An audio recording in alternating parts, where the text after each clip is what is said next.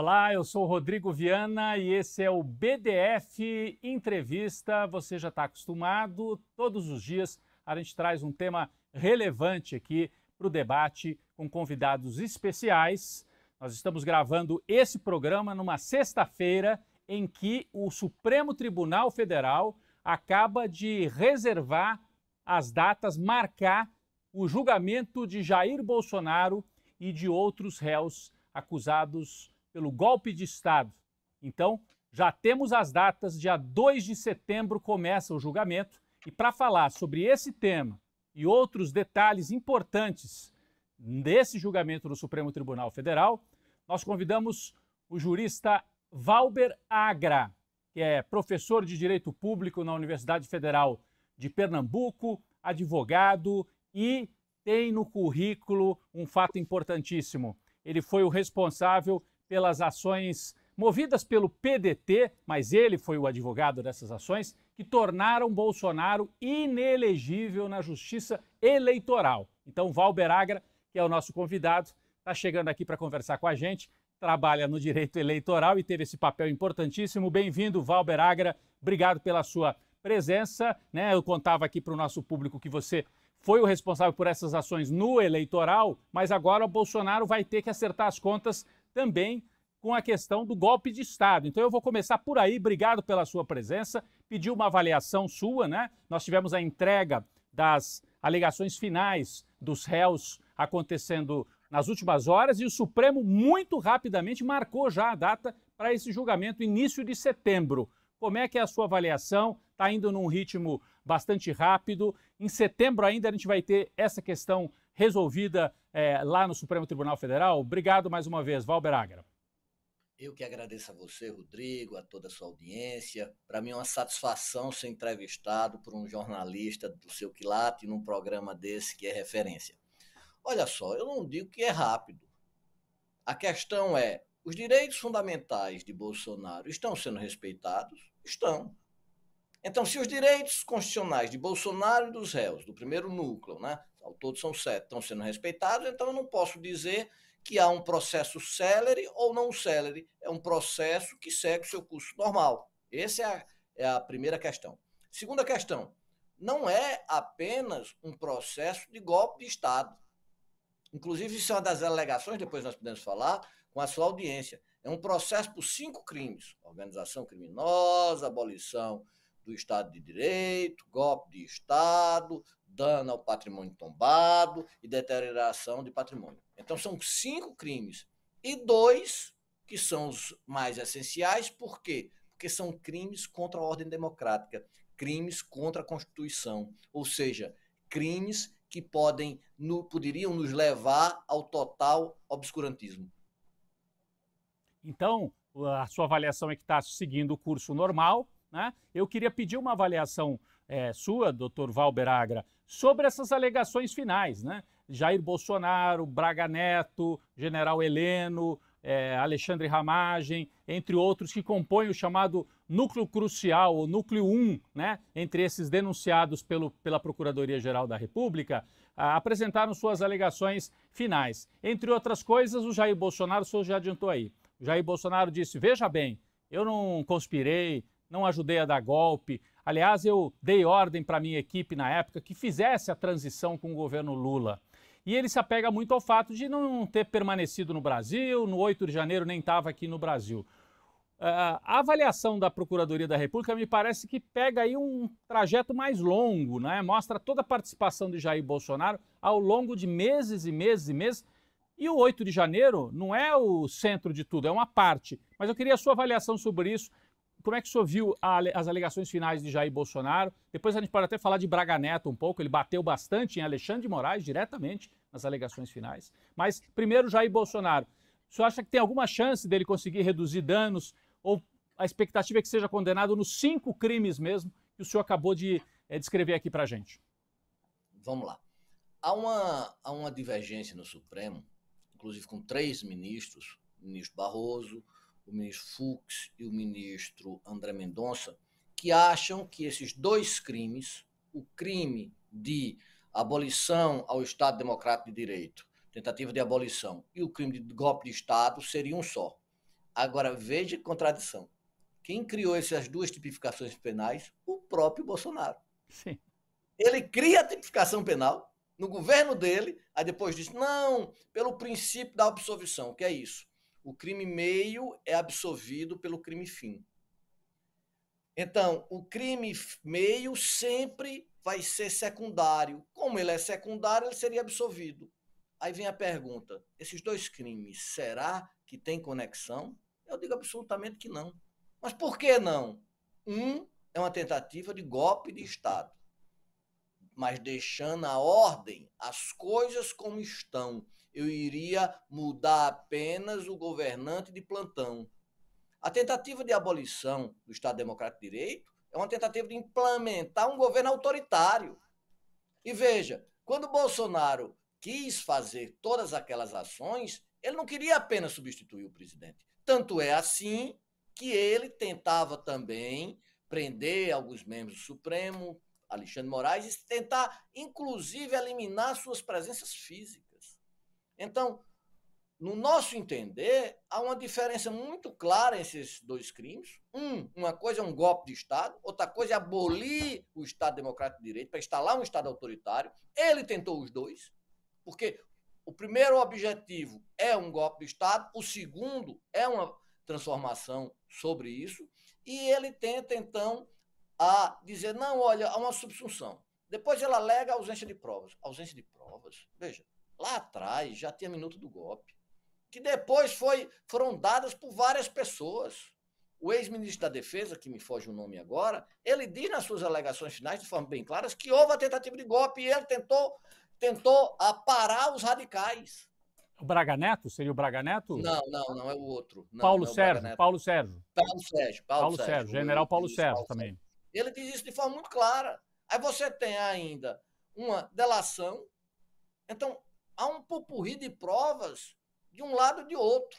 Então, provas há. Aí depois ele chega e diz, não, eu tentei. Será que aquelas cenas do 8 de janeiro eram uma tentativa? Será que as minutas eram apenas uma tentativa? Ele não teve condições materiais de dar o golpe, mas que ele tentou até o final, ele tentou. Tanto é que ele sai do país para dizer que ele vai voltar como salvador da pátria. Aí depois ele chega e vai na questão das atenuantes. Sou réu primário, tenho mais 70, aí ele tem razão. Tanto é que o general Heleno, ele nem diz muita coisa. Ele diz, olha, eu não tive uma participação ativa. Meu grau, então, de culpabilidade é menor. Porque numa cadeia, numa organização criminosa, cada um tem seus papéis. Então, a decisão não vai ser igual para todos. Claro que aí, mais nefasto, quem mais seria beneficiado e quem articulou tudo, porque a ordem partiu dele, foi o Bolsonaro. Então, não tenho medo nenhum de dizer que a pena dele deve ser, dentro desse primeiro núcleo, o núcleo principal, o núcleo de organização de decisão, deve ser a maior. Doutor Valberaga, você estava explicando desses dois crimes e há essa divergência mesmo entre os ministros, né? Alguns entendem, se condenar por um crime não tem que condenar pelo outro. O senhor está num campo diferente, né, da avaliação, acha que tem condição sim de condenar, de julgar pelos dois crimes. Fora isso, porque tem o diversos. Sim, são diversos e talvez complementares nesse caso, né? Agora, dano ao patrimônio público. O Bolsonaro pode tentar escapar disso, dizendo, bom, eu não estava, no dia que houve dano ao patrimônio público, eu estava fora. Mas ele, como mentor, pode acabar sendo condenado também pelo dano ao patrimônio? Belíssima pergunta. Quando você é o mentor intelectual, não precisa que você esteja em todas as cadeias causais, até porque é impossível, né? Ubiguidade, só quem tinha era Deus, ou tem, ou o Papa na Idade Média. Então, isso aí, ele, numa questão penal, você não pode elencar e imputar isso a ele. Mas ele assentiu nas consequências em assim fazer. Ao bolar aquela intentona de quinta categoria no dia 8 de janeiro, ele sabia dos resultados. Inclusive, podia ter gerado mortes. As mortes não foram adiantes por outras questões. Teve até a questão da bomba que tentaram colocar. Então, veja, ele não pode dizer que ele não participou direto. Por quê? Porque todas as tratativas, todo o estratagema, e eu estou falando de um sistema. Porque, veja, Eu não fiz nada, não, isso foi uma besteira. Começou com financiamento. Veja como a questão foi complexa. Financiamento, deslegitimação dos movimentos sociais, deslegitimação do judiciário, deslegitimação da democracia através das urnas eletrônicas. Tentou chamar, a captar a imprensa estrangeira, tentou dizer que as urnas, chamou a peritos, financiamento, depois teve as vivandeiras do golpe, no dia da eleição teve a operação da Polícia Federal, como não houve nada.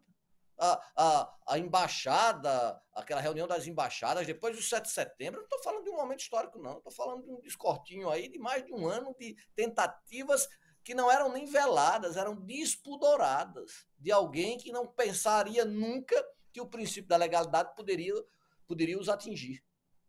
E aí o senhor diz que certamente o Bolsonaro, se houver condenação, e tudo indica que vai haver, deve ter a maior pena. Essa pena, o senhor, com a experiência aí da área jurídica, ficaria em torno de quantos anos de prisão? A gente viu que aqueles que foram para a rua, que quebraram tudo, que invadiram os prédios, pegaram ali 14 anos, em alguns casos 17, quando havia mais alguns agravantes. O Bolsonaro e esses outros generais, a pena, né, de condenação por 5 crimes, deve ficar em torno de quantos anos, doutor Valber Agra? A máxima seria 42, 43. A máxima. Não vai ser pela máxima que o grau, os antecedentes deles, ele é réu primário, ele diretamente não usou de violência. Então, assim, mas você me dizer, vai ter uma dosimetria de pena, ou seja, não vai ser o máximo todas, né? Vai ficar aí em torno, sei lá, de 70%, 60%. Então é muito difícil prever isso. Mas, assim, arriscaria em torno de 20 anos. Em torno de 20 anos? Tem gente apostando acima de 30 anos para ele, né?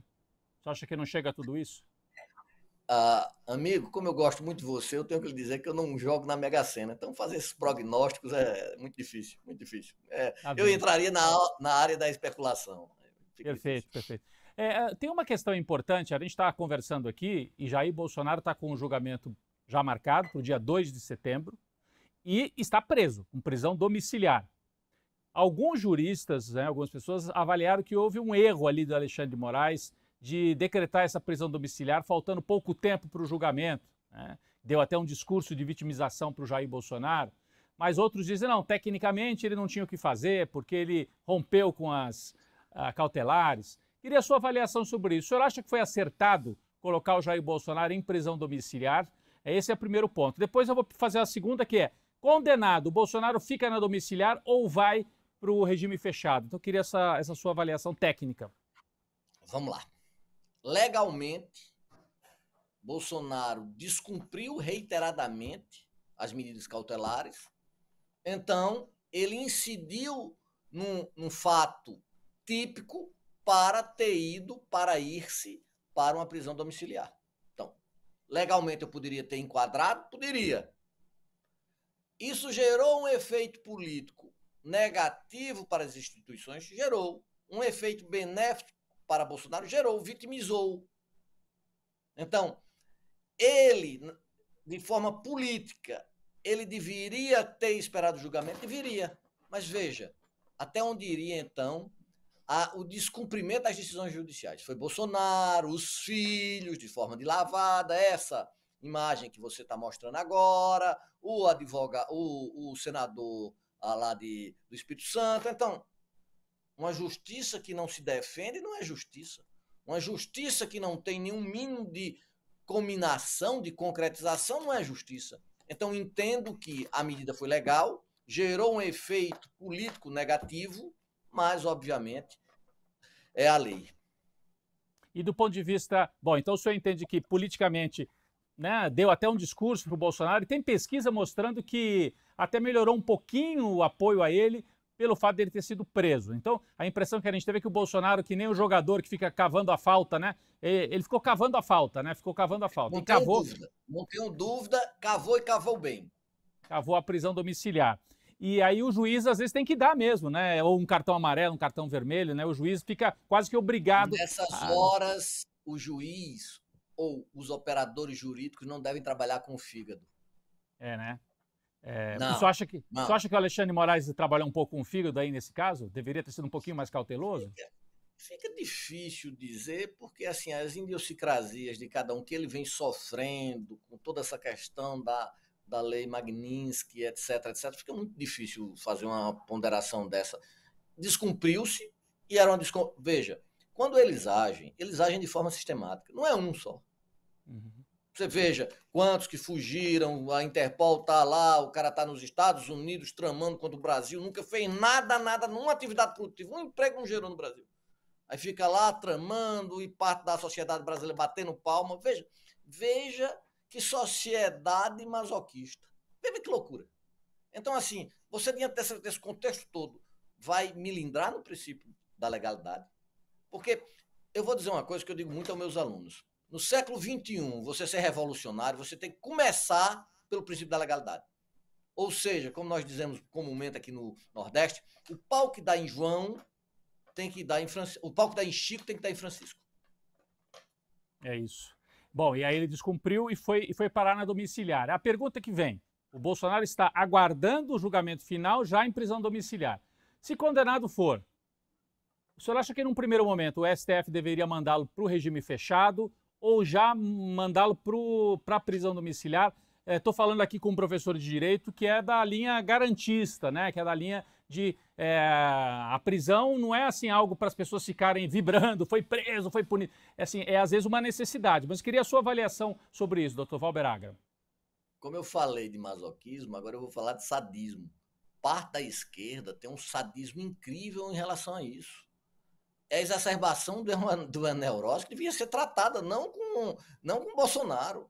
A pergunta é objetiva, não é subjetiva. E a resposta também deve ser objetiva. Ele tem condições de saúde? Todos sabemos que não.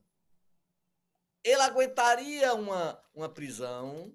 Claro que não. Então, eu vou fazer o quê? Aí veja, isso do ponto de vista jurídico. Ele tem todas as condições de uma prisão domiciliar, no meu entender, tem. E ninguém vai dizer que eu sou pró-Bolsonaro.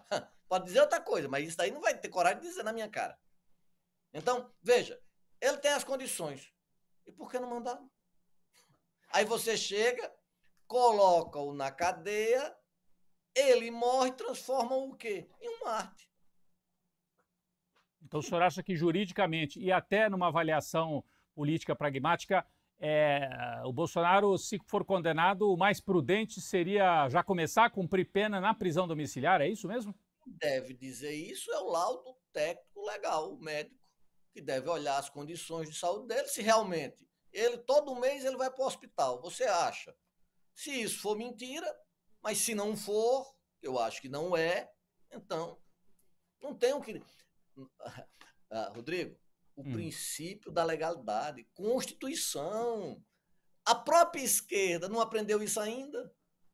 Veja lá em 89, quando assim que Collor assumiu, qual era o lema? Fora Collor, fora... O cara foi eleito legítimo, rapaz. Legítimo. Então, assim, aí eu vou usar o princípio da legalidade quando eu quero? Esse realmente é um posicionamento firme de defender a Constituição e as regras para todos, inclusive para os nossos adversários, né? Para aqueles que sejam vistos como adversários, às vezes até inimigos, e às vezes inimigos da própria Constituição, né? A Constituição, coerentemente, tem que servir para todo mundo, não é isso? Acho que esse é o posicionamento que o Dr. Valber está trazendo. É uma Constituição ativa, uma Constituição que não fica inerte, por exemplo, o discurso de ódio das grandes plataformas, mas é uma Constituição que não vai atrás de inimigos. É o pacto vivencial da sociedade, professor espanhol Pablo Lucas Verdú. E isso, grande parte dos setores progressistas ainda não aprendeu. E nós estamos falando aqui, só para repisar, para quem não pegou o começo do programa, Dr. Valber Agra foi o advogado das ações movidas pelo PDT que tornaram o Bolsonaro inelegível. Então não é ninguém que alivia para o Bolsonaro, é alguém que... E durante aquele governo, fui eu que mais entrei com ações contra aquele governo. Quando ninguém tinha coragem, o PDT lá, através do seu advogado, que eu sou um advogado, não sou membro do partido, estava lá, ó, fustigando em várias decisões. Então, eu tenho condição de dizer isso. Perfeito. Agora, eu queria pedir para o Dr. Valber Agra nos ajudar aqui numa avaliação. Muita gente olha ali para o Supremo, o julgamento vai ser na primeira turma do STF, o Alexandre de Moraes é o relator, O Zanin é o presidente da turma e tem mais 3 ministros, né? Flávio Dino, a Carmen Lúcia e o Luiz Fux. Surgiu uma especulação nas últimas semanas, nos últimos dias até eu diria, de que Luiz Fux poderia pedir vistas nesta ação e com isso parar o julgamento durante algum tempo. Primeiro, uma avaliação, o senhor acha possível isso? Do ponto de vista jurídico, é permitido que o ministro peça vistas. O senhor acha que tem essa possibilidade? E se pedir vistas, quanto tempo que isso pararia, né, o julgamento? Né? Adiaria por quanto tempo o julgamento? Tem uma regra, tem que devolver para julgar em tantos dias, em tantas semanas. A sua avaliação sobre isso? Vamos lá. Quando o direito ele começa a ser, ele vira um microcosmo de poder, ele sempre foi, eu não acredito em neutralidade, ele permite as interpretações mais variadas. Mas, no regimento interno do STF, tem a possibilidade de pedido de vista? Tem. Mas essa possibilidade de pedido de vista ocorre quando? Quando o julgador não tem ainda ciência dos fatos ou ciência da decisão. Nesse caso, é um processo que se arrasta há muito tempo. É um processo que parte da população brasileira participou dele. Mesmo que de forma técnica, mesmo com seus puridos, mesmo com as ausências de informação, mas participou. Então, um processo desse necessita de mais um prazo ainda para elaboração. Aí vem a segunda questão. Esse prazo de elaboração vai significar alguma coisa? Não. Não. Um período a mais de desassossego das instituições. Mas ele pode pedir? Pode. E pode pedir através de que base? Do regimento interno do Supremo, que fala de 3 meses. Mas eu acho assim, é muita falta de, eu não vou dizer leviandade, mas é muita falta de argumentos. Dizer, Fux vai pedir, ele está está tentando incidir, tentar trazer Fux para o seu campo. Eu não acredito nisso, é um juiz experiente, é um professor, então assim, eu não acredito. E se pedir, tem um prazo processual e não muda nada. Então, veja, é muita alegação que, na questão, Aristóteles falava de substância e de acessório. Isso daí não é substância, talvez não seja nem acessório. Não, mas daí é só no sentido de que poderia prolongar, né, o julgamento, jogar para 2026. Se ele pedir vistas no começo de setembro, outubro, novembro, dezembro... Não, 90 dias daria dezembro, né? Daria início de dezembro. Talvez mesmo pedindo vistas... Mas começo do recesso. Pega o começo do recesso, aí ficaria já para o ano que vem. Então, tem essa questão de que se pedir vistas vai jogar para fevereiro já no ano eleitoral. Então tem esse ponto que daí não é tanto jurídico, mas político. Eu não acredito que haja o pedido de vista. Mas se houver, há um amparo legal muito claro para isso. Perfeito. Então, acho que quanto a isso é importante a gente ouvir. Teria todo o direito de pedir, né, se fosse o caso. Uma outra questão, aí eu já peço que o Dr. Valber Agra, que tem uma experiência principalmente jurídica, mas é um observador também da cena política, porque uma coisa não se separa da outra, é um observador também da cena do que acontece nos outros poderes da República, no Legislativo também. Há uma campanha fortíssima, nós acabamos de citar aí o Eduardo Bolsonaro, pela anistia. E essa anistia teria que partir de uma lei aprovada no Legislativo. Então, pergunta, o Hugo Mota, presidente da Câmara, já disse que não, nesse momento eu não vejo clima para aprovar a anistia, mas de repente o clima muda. Então, a pergunta, o senhor concorda, quer dizer, nesse momento haveria como aprovar a anistia? E se for aprovada, o Supremo pode dizer, olha, essa anistia é inconstitucional? Ou daí teria que dar anistia para o Bolsonaro? É um imbróglio aí jurídico, eu acho que é importante o senhor falar sobre isso. Vamos lá, eu acho que a polis brasileira, o campo democrático devia tratar isso nas ruas. O que é que significa uma anistia? Significa impunidade. Anistia significa impunidade. Você passar a mão em quem cometeu o crime, então vamos dar anistia para aqueles ladrões de galinha, de celular? Então, anistia tem que ser tratado como um assunto político. Como assunto político, não acredito que passe. Não há mais condições, isso daí. A população brasileira vem a cada vez mais num crescendo de não querer entrar nesse maniqueísmo, né? Nós estamos há muito tempo no maniqueísmo, nós discutimos questões tópicas e esquecemos de discutir as questões essenciais da nação, né? Qual o futuro do país que nós queremos? Qual o futuro? Então, esse é o primeiro ponto. Segundo, nós, lá atrás, no caso Daniel Silveira, quando houve também uma anistia, foi um induto, nós entramos no Supremo e garantimos que essa anistia, não foi anistia, foi induto, se eu não me engano, foi julgada como inconstitucional. Então, o Supremo já tem esse parâmetro. Por que inconstitucional? Porque ela é subjetiva, ela não é para todos. Ela fere o princípio da impessoalidade. Ferindo o princípio da impessoalidade, fere também o princípio da moralidade, do princípio republicano. O Supremo já disse isso. Então, se houvesse condições, se fosse aprovado, o Supremo, creio eu, como é um caso recente, 2 ou 3 anos, tenderia a declarar também inconstitucional. Mas a grande questão disso é, onde está o povo? Né? No sentido gramsciano, onde é que está o bloco hegemônico? Ou seja, tomamos o poder, para quê? Para não mexer na infraestrutura, para não mexer na superestrutura, não temos discurso ético, não temos... Então, sim, o que é que... Assim, para quê? Para quê?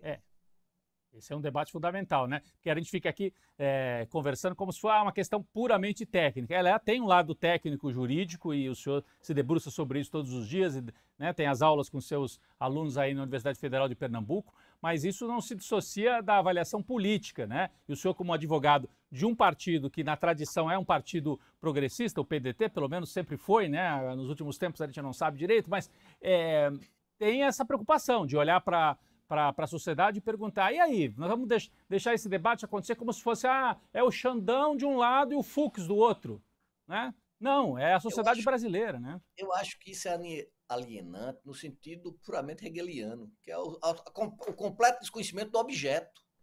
Então, veja, se nós não levamos discussão, nós vamos deixar discussão para quê?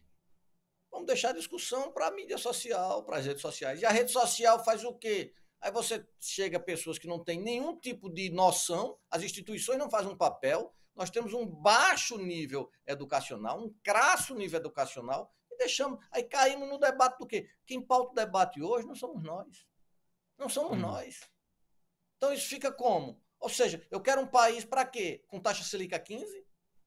A maior do mundo? Em termo real? Maior do que a da Rússia, que está em guerra, que é 18, mas com inflação de 9. Então, sim, veja. Então, a gente diz, não, a Xandão tem que construir. Como? Uma coisa é o fato, outras coisas são as circunstâncias. Volto a dizer, o direito é um microcosmo. Veja, na época da antiga União Soviética, que eles diziam, o direito não serve para nada. Foram 2 teóricos, Pazucanes e Stuttgart, que terminaram fuzilados por Stalin. Aí diziam, não, a Constituição é uma Constituição balanço, ela reflete a estrutura de poder. Hoje, nós vimos que o direito, sim, é um microcosmo de poder e deve ser ocupado por todas as forças progressistas. Mas só o direito vai resolver? Só Xandão vai resolver isso? Você acha mesmo? Então, a discussão fica nessa. E vários colegas nossos ficam assim, se tornam juristas, pelo avesso, porque é uma técnica e, infelizmente, não tem, e começa a dizer como se fosse assim, a pitonisa lá no templo de Delfos. E a gente fica olhando, né? Vai fazer o quê? É como se fosse um debate dos sábios ali, pairando acima da sociedade. Eles estão lá decidindo. É uma maneira de alienar a sociedade do debate político que interessa a todos nós. Não, muito bom o senhor trazer. Nada como trazer um professor, né, que além de operador do direito no dia a dia, é também um pensador das questões do direito e como é que ele se imbrica, vamos dizer assim, entrelaça com as questões sociais e políticas.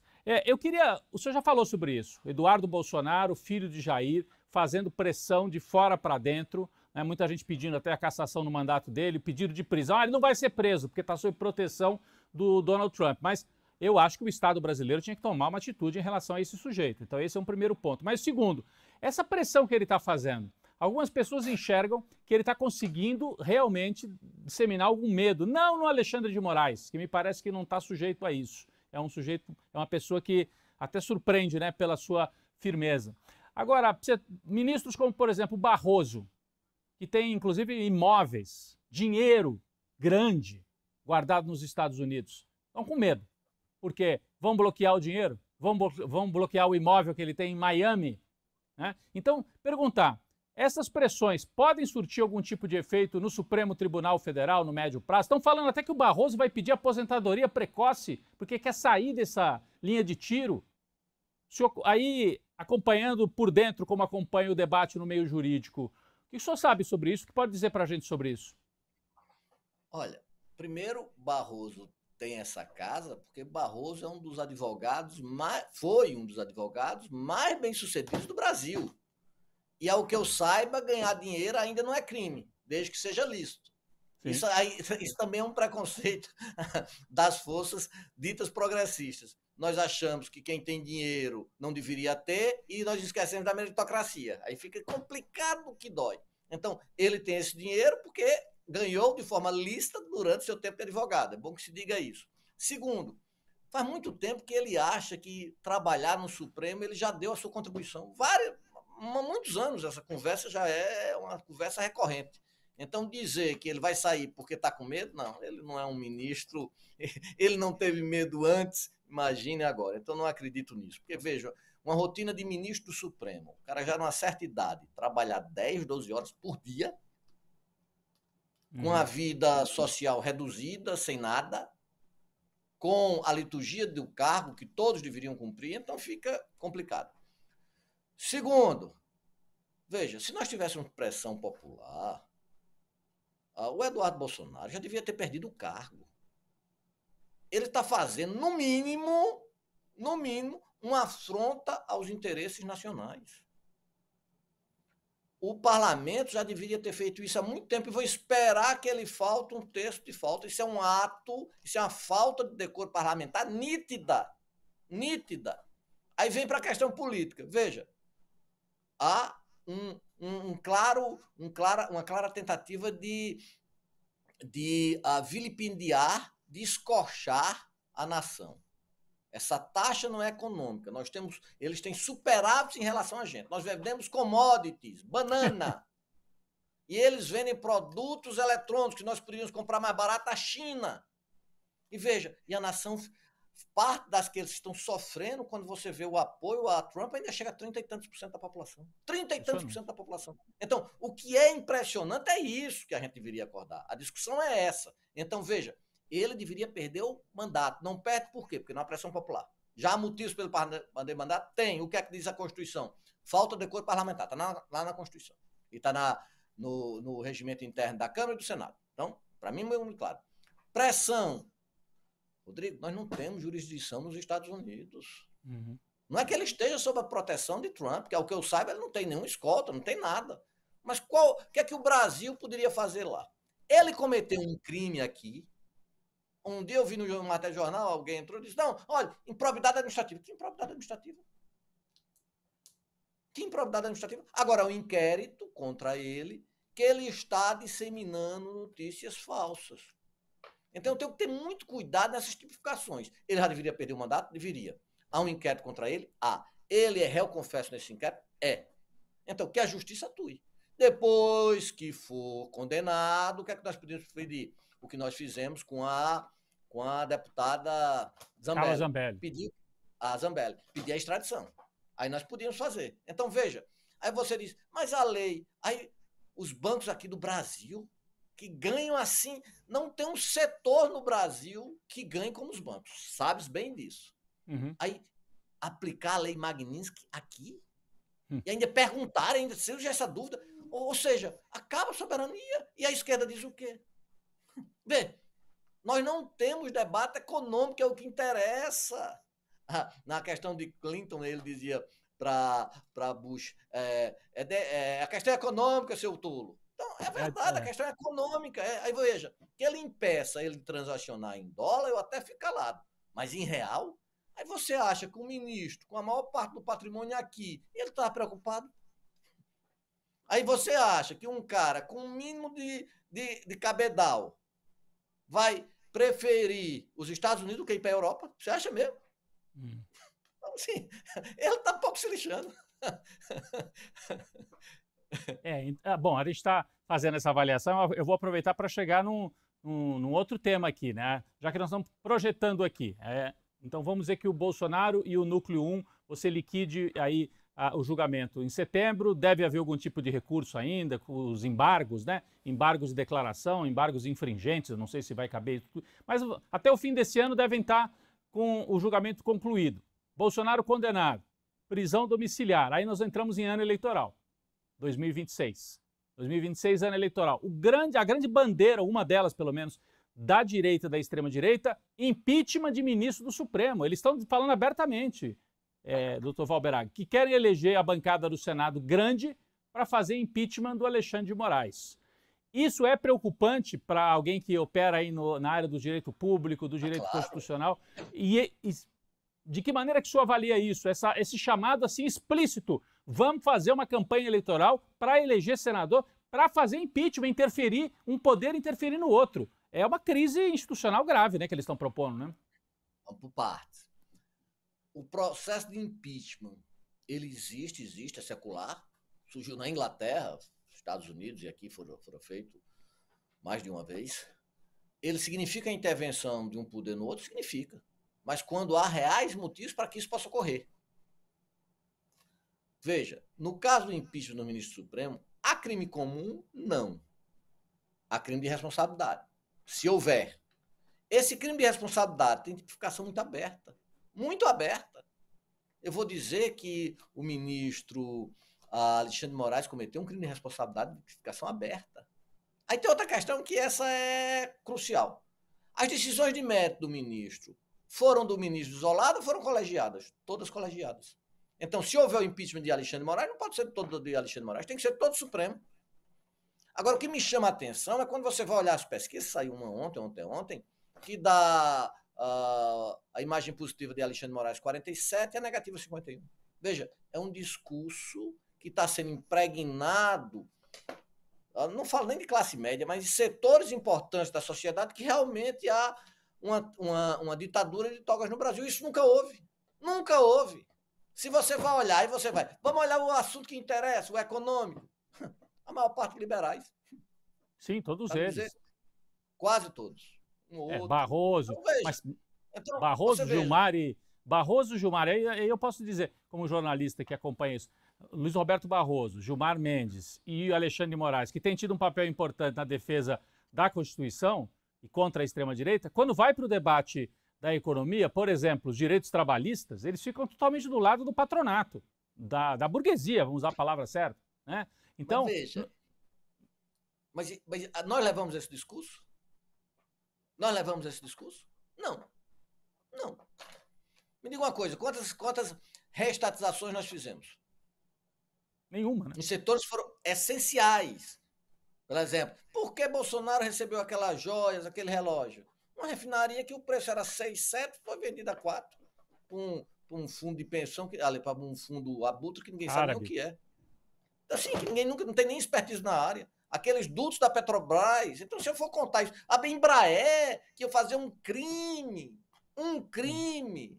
Iam juntar com a Boeing, né? Iam juntar com a Boeing. Sim, por sorte não juntamos. Não foi porque a Boeing faliu. Sabe qual foi o partido que entrou contra isso? Foi o PT? Não, viu, doutor? Foi o PDT. Foi não. A tradição de debater a questão nacional, né? Assim, o PDT trazia muito mais isso, até pela herança do trabalhismo histórico, né?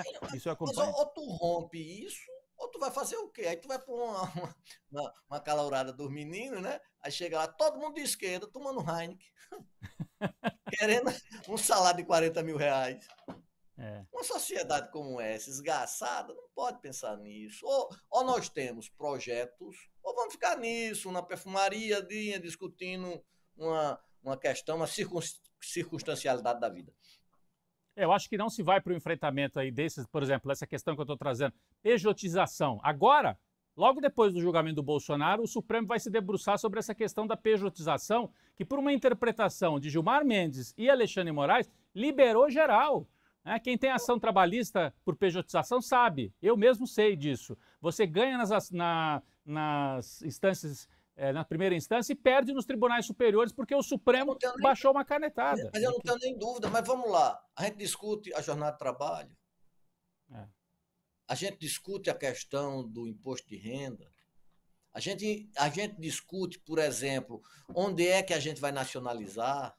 Por exemplo, as terras raras. Eu tive com o Evo Morales. Aí, por que não estão deixando ele ser candidato? Muito simples. Ele quer criar lá 10 plantas para industrializar o lítio. Alguém fala aqui nisso? Quando tu vais lá para qualquer hotel, Brasília, São Paulo, Rio, tu vai ver o quê? Antes a gente vinha canadenses, ingleses, norte-americanos. Hoje a gente vê o quê? Indiano e paquistanês. Tudo comprando aqui. Mas na década de 80, o Brasil exportava o dobro do que a China e da Coreia. Então, veja. Aí é um debate aí você acha que o direito vai resolver isso. Chama o direito. Na minha época, chama Mickey Mouse. Só que a gente não tem Mickey Mouse, não tem Super-Homem, não tem nada, né? Então, assim, a ideologia eu quero uma para chamar de minha, a gente não tem mais. Bom, a morte total das metanarrativas. Não tem.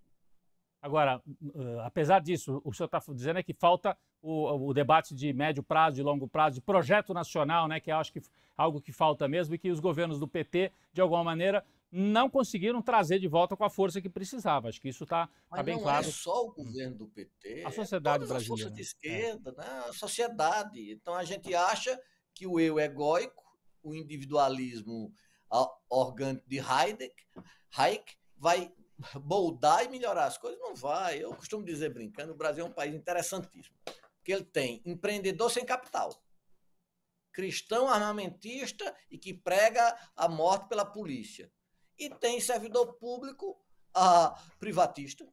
Vai esperar o que disso? Vai esperar o que disso? Você pega... Desculpe.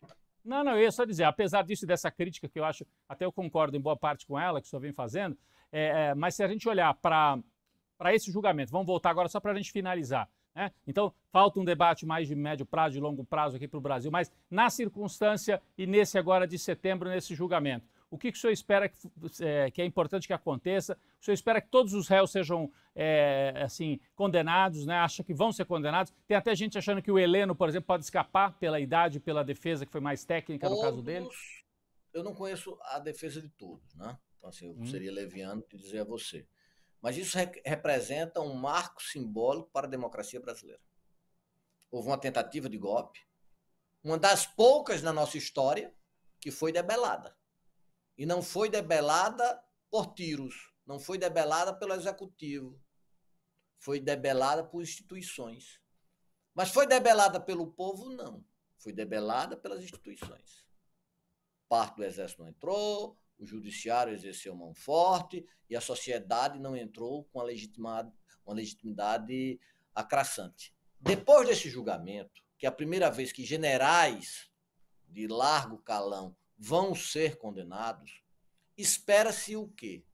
Que quando a esquerda estiver no poder, quando a direita estiver no poder, que não há mal nenhum da direita estar no poder, até bom, porque reflete e recicla algumas questões, que todos nós possamos viver sob um único guarda-chuva. Que guarda-chuva seria esse? A Constituição Cidadã de 1988.